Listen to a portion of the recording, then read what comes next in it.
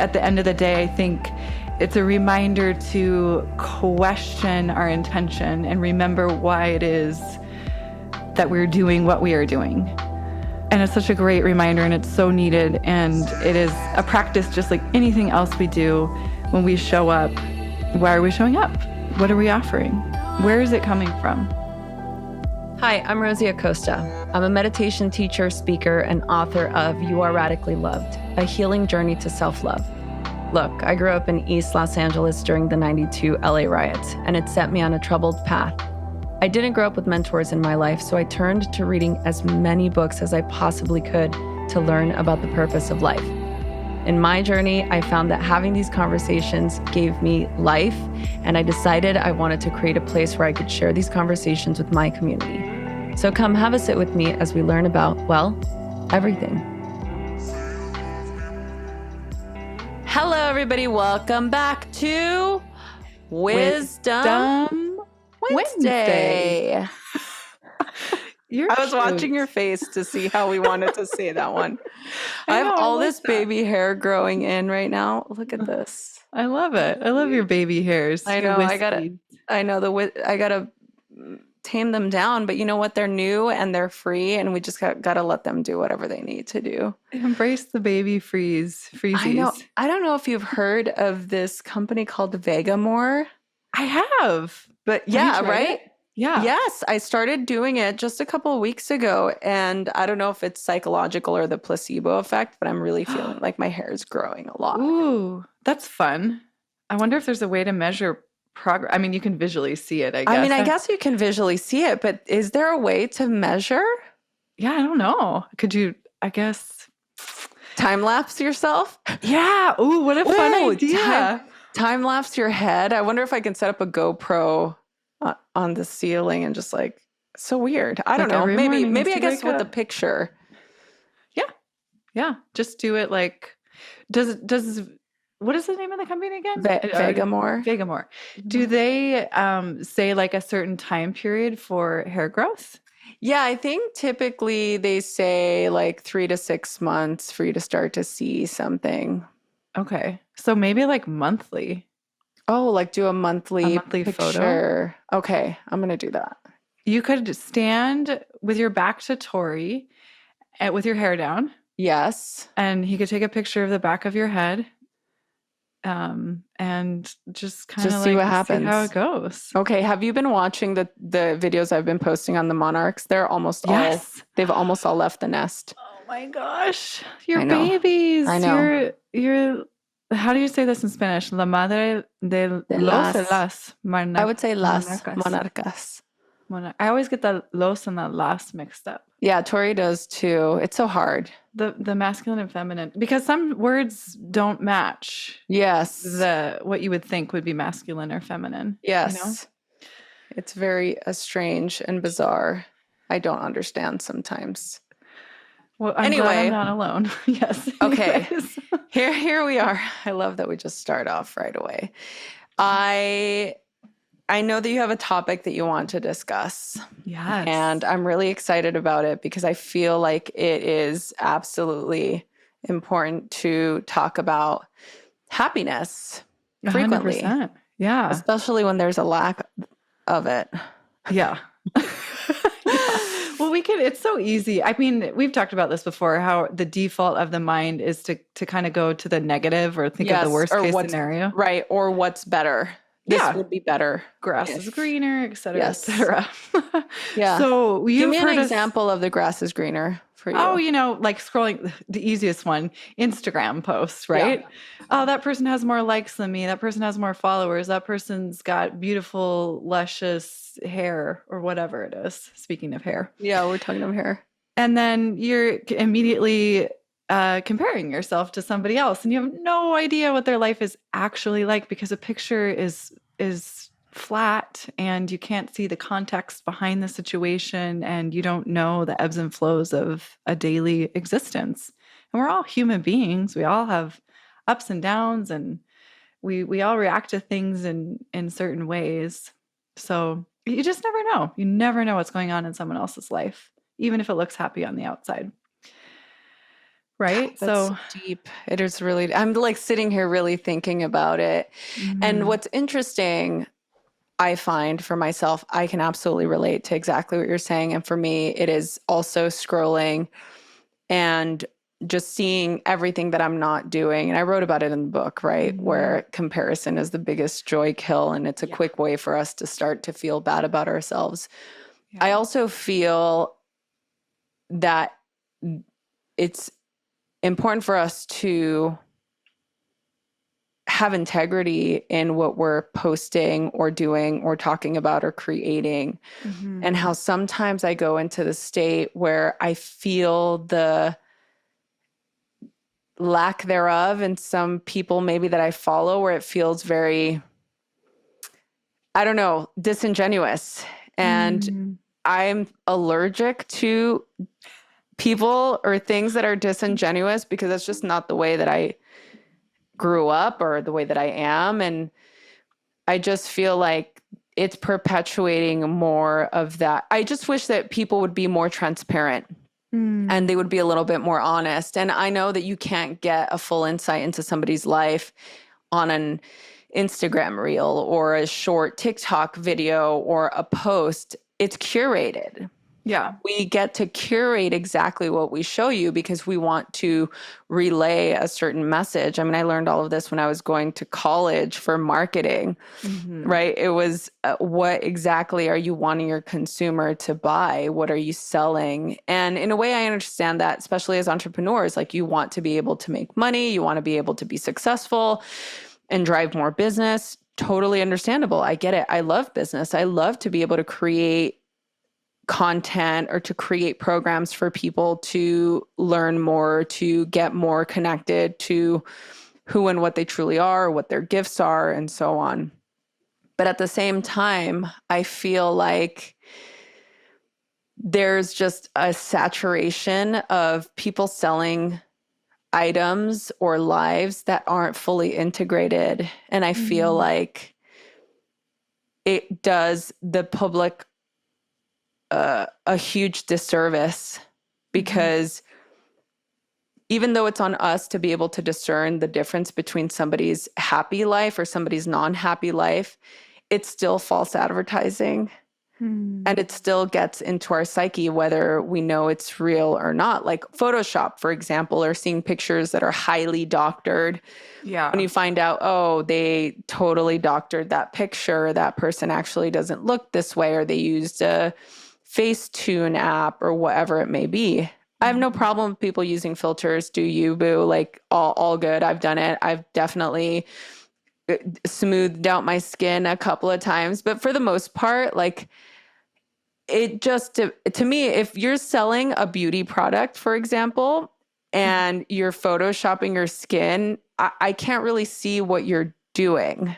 You know yeah, what I'm saying? Like I yeah, can't really see if the product that you're telling me to get so I can look like you is actually working. And I feel right, like that same analysis can be applied to certain breath work techniques or mindfulness techniques or certain practices where are you really practicing what you're selling, or are you just selling this program because it's trending right now mhm, and you did a quick 12-hour course over the weekend and now you're selling this $10,000 mastermind on it? yeah. That feels definitely a little bit not so integrated, but also I think what I think of when I see people doing stuff like that is um, maybe it's not so trustworthy, right? Mm, It's like if you can't be honest and straightforward with the product that you're using and the result that you're getting, then can I trust it? And so I always think about like the way that we interact with each other on a basic human communication level.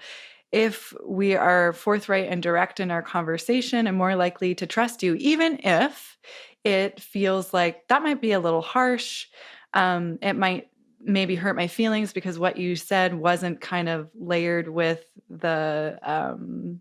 the softness of maybe giving me a compliment that I'm fishing for, something along those lines. But I always prefer the direct, honest communication because at least I know then where I stand with this person or this product. and I know what to fully expect. So I have that full context, and I don't have to read between the lines. It's almost like a person who shows up passive aggressively, and you're like, well, what's their real intention underneath this? Yes. There's way too much brain power that goes into figuring the reality of the situation out. That seems unnecessary, right? Why do we need to spend our time on that? It's scary to tell the truth to people because we want to be liked. Yeah. We want to be successful. We want to sell our product. If we're an entrepreneur, we want to grow our business. So I think that's one of those things that can hold us back from being honest. Yeah. Right? No, it's true. And look, that's the other thing. I guess specifically I'm talking about entrepreneurship or people that are business owners, or you have a trade that you do, or a skill that you have. A lot of the times it's part of our branding to share the truth or to be honest. And I think that sometimes I don't think that being fully open is always a good thing either. You know, I feel like it just really depends on the type of person you are. If you're somebody that values your privacy and sharing something very sensitive that perhaps you haven't fully integrated yet in a public forum, might actually be detrimental to your mental health and your mental well-being, as opposed to somebody that has built a platform and a brand sharing honest truth all the time. Yeah, it's interesting. I don't even know how we got on this topic, but I hope that it relates to the topic that you wanted to discuss. Oh, I think it does 100%. And let's talk about it. So what I've been reading and thinking a lot about lately is The Art of Happiness at Work. This is an actual book. It was written by the Holiness, the Dalai Lama, and Howard C. Cutler, MD, who we actually got to meet, Rosie. Yes, Dr. Cutler. Yes. At World Happiness Summit. Yeah, at World Happiness Summit in Miami. And it left a deep impression on me. By the way, it's the first time that Tessa saw me geek out, and I think about that and I'm like, oh my God, I wonder if Tessa thinks I'm a freak. I literally had a celebrity freak out moment. It was beautiful and inspiring, and one of those things where we're all just human beings walking each other home, you know? This is true. We all want to turn back the clock sometimes. For some, it's vanity, others just to relive those glory days. For me, I would love to wake up every morning with zero brain fog, a clear mind, and just be as energized as I was when I was in my 20s. Granted, now I take way better care of myself, and I try to avoid anything that's going to toxify my body. So I try to stay away from sugar and too much caffeine. But thanks to First Person, I can take a more active role in my brain's overall health. First Person supplements are made with functional mushrooms that aim to stimulate the body's natural production of specific neurotransmitters that trigger activities like energy, mood, and sleep. Grown and formulated in the US exclusively by expert mycologists, First Person uses the highest quality organic, 100% pure grain and filler-free mushrooms. You all know that lately I've been really loving this wind down routine.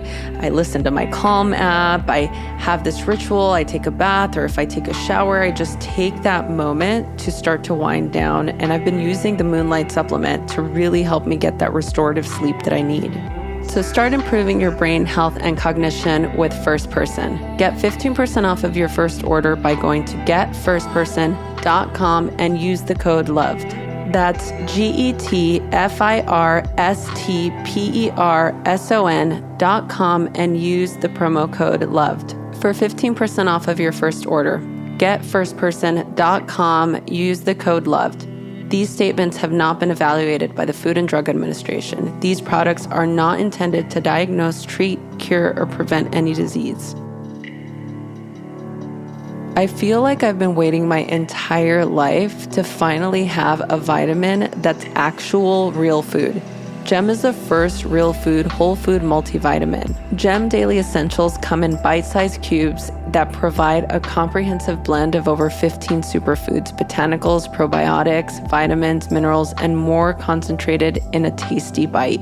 The Gem Bite is your first true non-synthetic multivitamin alternative featuring only plant ingredients and delivering over 15 key vitamins. Gem is not synthetic. It is a real food that is fully absorbed by your body for maximum bioavailability and to fill the nutritional gaps in your diet. It's not a pill. It's perfect for anyone that may have difficulty swallowing pills. It's a tasty bite that is concentrated with superfoods, herbs, probiotics, prebiotics, and algae that are often not found in the average multivitamin. Gem ingredients are designed to work together in perfect synergy, so each bite is more the sum of its parts to help boost your mood, energy, brain function, and more. And right now, for all our Radically Loved listeners, you can get 30% off of your first order when you go to dailygem.co/loved. That's dailygem.co/loved. You can get 30% off of your first order. That's dailygem.co/loved.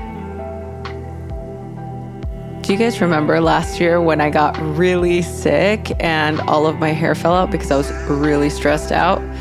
Well, it's been an ongoing process of trying to nurture this girl back to health. And thanks to Vegamour, not only am I finally seeing results, but I am finally getting the hair I've always wanted. Vegamour has transformed my hair. Their holistic approach to hair health uses smart botanicals that promote visibly thicker, fuller, and longer looking hair. Vegamour has something for everyone. The Grow Revitalizing Shampoo and Conditioner Kit works together to create visibly thicker hair and improve hair from the roots. So just massage the shampoo into your scalp for 60 seconds and then follow up with the conditioner. And for me, this is definitely something that I can do every day. Vegamour also offers a 90-day money-back guarantee, but with 91% of the customers saying that they saw visibly thicker hair with Vegamour in just 3 months, you won't want to run out of this stuff. So get the hair you've always wanted with Vegamour. Go to vegamour.com/loved and use the promo code LOVED to save 20% off of your first order.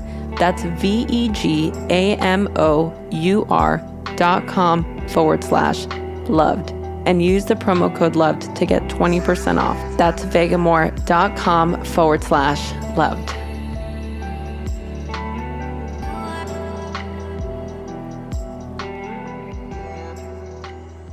I love that someone like Howard Cutler can show up and inspire. It was almost like the giddiness, the childlike giddiness of being around someone like that. It's really cool to see those human moments, and it's very inspiring. And he's a very intelligent man, very smart man, but also just so precious. Listening to him talk, it was just so precious, right? The So cutest. this book, as we're talking about entrepreneurship, as we're talking about, building a business with integrity, I always go back to this idea of, okay, how do I make money in an integrous way? What is it that I'm selling, and why am I selling it? So I love this quote from the book. If you would indulge me, I want to just read a short little quote. Yes. This is from page 60. So in the final analysis, even in the case of someone who pursues money just for the sake of more money, there is still somewhere in the depth of his or her mind the belief that this is somehow going to make him or her happier.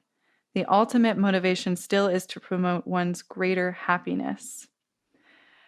So, this is, it's layered, it's nuanced, it's deep, but at the end of the day, I think it's a reminder to question our intention and remember why it is that we're doing what we are doing.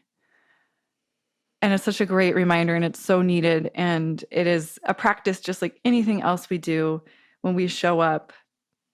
Why are we showing up? What are we offering?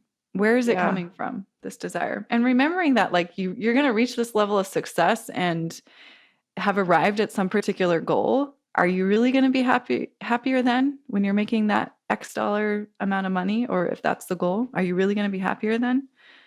I don't know.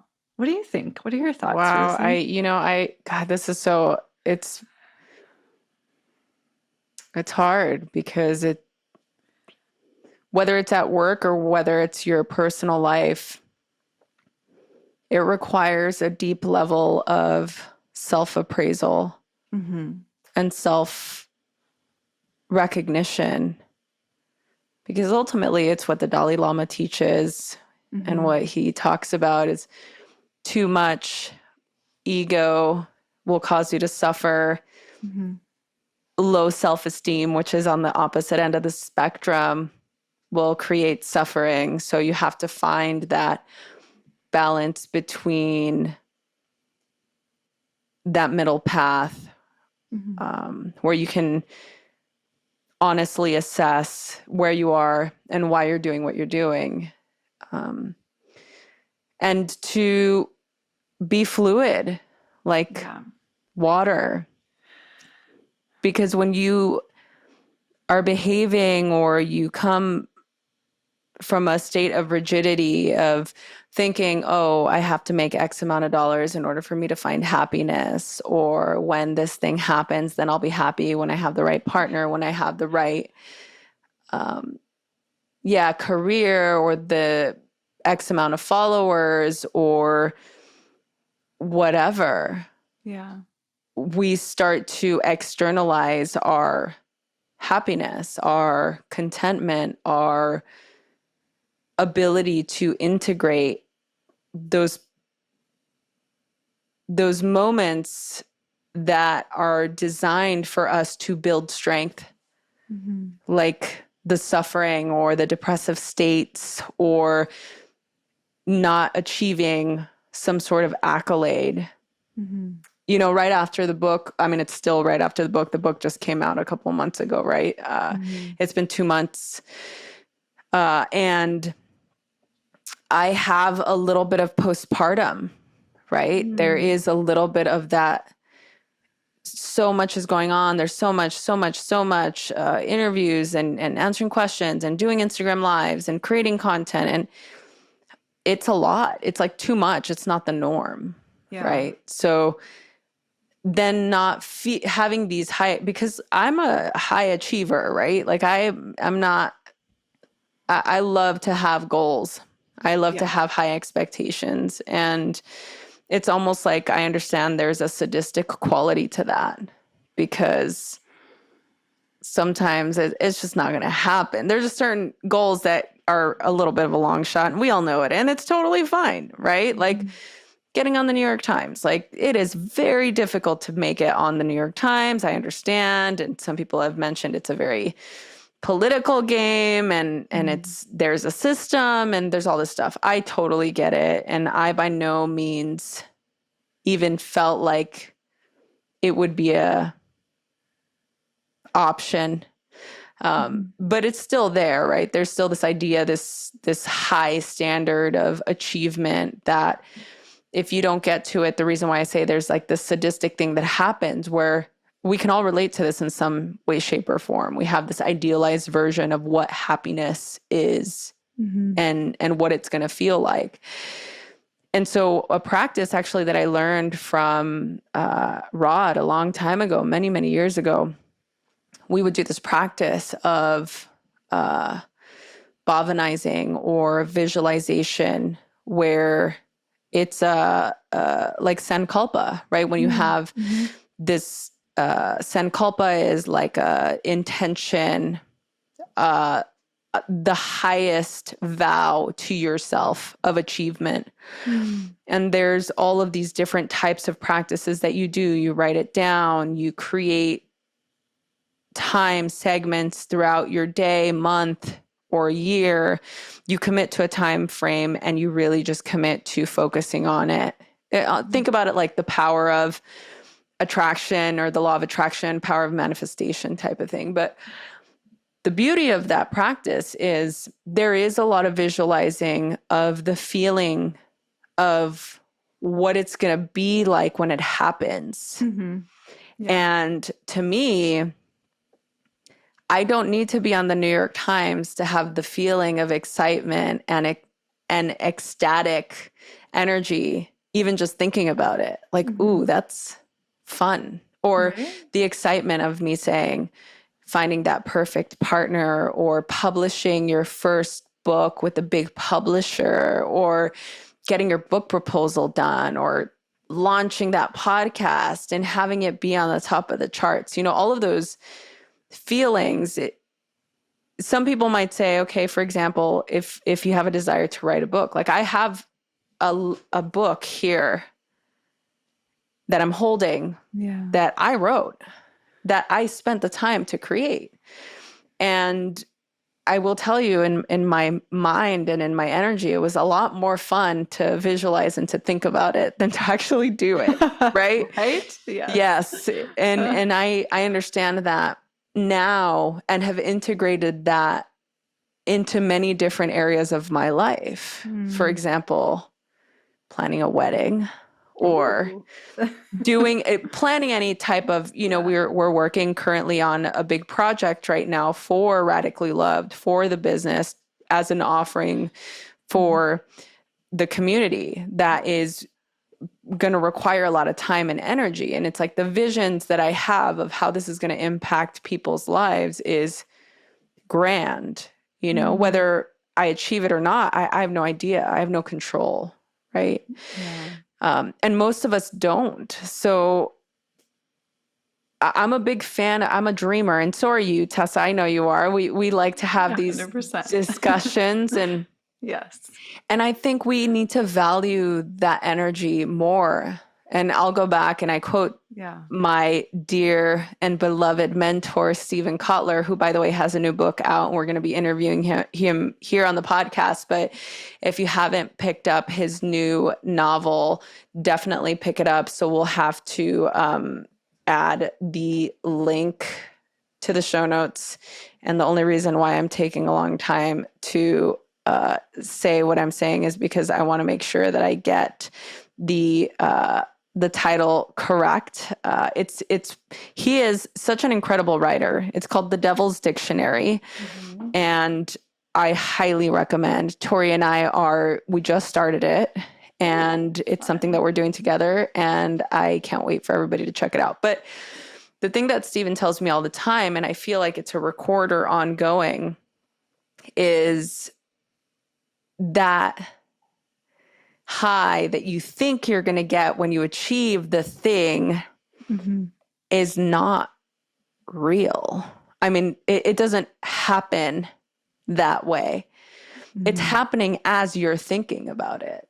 So it's almost like that experience that you want, that's how you energetically attract it, because you're thinking about it now in the present moment. And in my experience, that is how you manifest. That's how you become a magnet for manifestation. That is where the art of intention comes in, where the law of attraction really works, because you're in this frequency. It's almost like in Ayurveda, when you're out of balance, you're always going to crave more of the imbalance, right? When you're off, it's just, you're going to perpetuate more of the same. When you say things like, when it rains, it pours, or all you're looking for is mistakes in somebody else's work, you're going to keep finding it. Yeah. Right? As opposed to thinking, okay, no, I can achieve this level of happiness, or I can create this project, or I can work on myself and build a life that is sustainable for me to create things in the long term. And what is this thing that we do too? I'm curious to get your opinion on it. My little hairs are like sticking up. I just see them. I feel like little alfalfa hair. But it's cute. I love it. I feel like, what is this timeline thing that we put on ourselves, right? Oh, it has to be, we have to do it before, I have to do it before I'm 30. I have to do it before I'm 40. Right. I have to do it by the time I turn 45. We just keep increasing the timeline, where it's like, why? Why do we do that? Yeah. Well, I mean, that's such an interesting question. And I have no idea what the actual answer is, but I would ponder to make a guess that it's heavily impacted by cultural norms. So depending on where in the world you live, what the cultural expectation is of you, and how your family believes in that, how your role models growing up believe in that. So like if your mother and your father got married young and the expectation is that you get married young too, maybe you feel the pressure on your shoulders, even though perhaps your parents have never told you that you have to do this thing. It's just like we model the behavior that we see as children. So I feel like that's got something to do with it. And I also think that these narratives that we buy into and we believe about all of these shoulds, these benchmarks, these timelines, they often go unchecked as, is that something I actually want?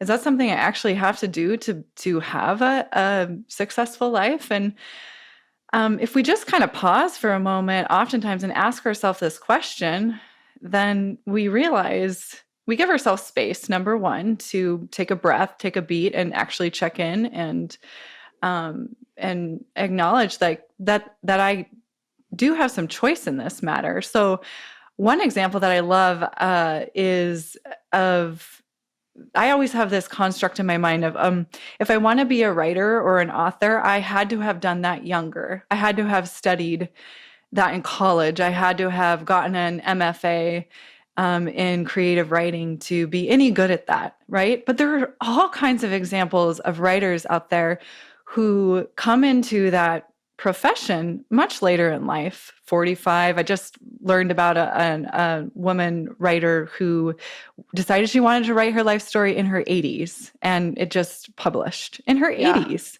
Yeah. I mean, so like number one, it's never too late. And number two, the power of dreaming and imagination. And that's not consecutive in that order. Like those two things are like, you can't even compare. But the power of dreaming and imagination and starting that, fostering that as a young child and stoking that flame throughout our adult life, because so many of us dim that imagination and dreaming as we head off into the workforce. I think it's just so important to return to that. And when you were talking about visualization and that technique you learned from Rod, I had this memory I forgot about that I want to share, which is I grew up dancing. So I was in tap and jazz since I was a little 5-year-old.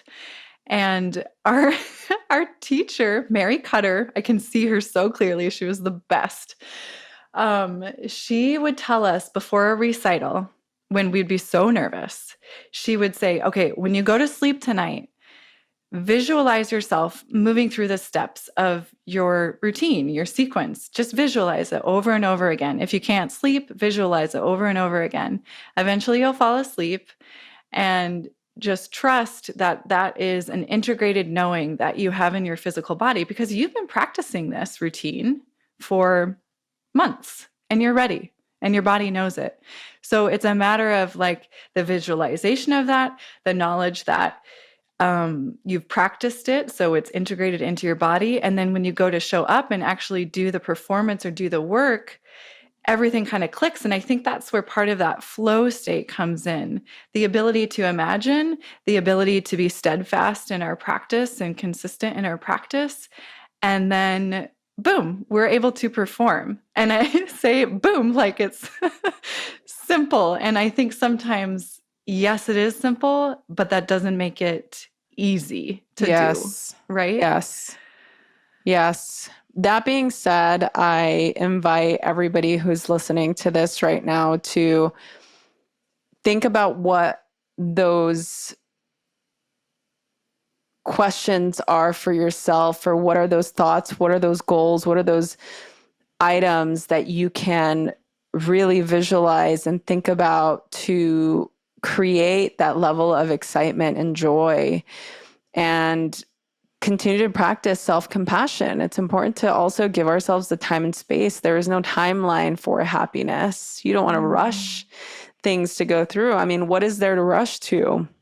The end, ultimately. I've done that practice before too. It's like, where are we trying to get to? You're trying to get to the end, because that's the only thing that's at the end of this rush is the end. The end. Yeah. So yeah, I don't know. It's something to think about. I'm I love that you brought this up, Tessa, and I love that we're able to have this conversation for this episode of Wisdom Wednesday. Is there anything else you want to share with everybody? Ooh, I think I'm good. I feel like I've got my shares out. Thank you for asking. You got your shares out. Well, one final note for those of you that are still here listening to us, we are doing a book club for my book, You Are Radically Loved. We're doing it once a month, first Friday of every month, starting in May. So if you want to register, it's absolutely free. And you can read all about it in the link in the show notes of this specific podcast. I've been posting it on my Instagram as well. So be sure to check that out and join us for a fun discussion. And I hope you guys enjoyed this episode, and we will be back next week. Thank you so much for listening to the Radically Loved podcast. Please remember to subscribe, rate, and review wherever you get your podcast, and follow us on Facebook at Radically Loved Rosie, on Instagram at Rosie Acosta, and Twitter at Rosie Acosta. By the way, this is original music by DJ Taz Rashid. You can follow DJ Taz on Spotify and check out the best music for yoga and meditation. This has been a Mod Pod Studio production. Check them out at www.modpodstudio.com.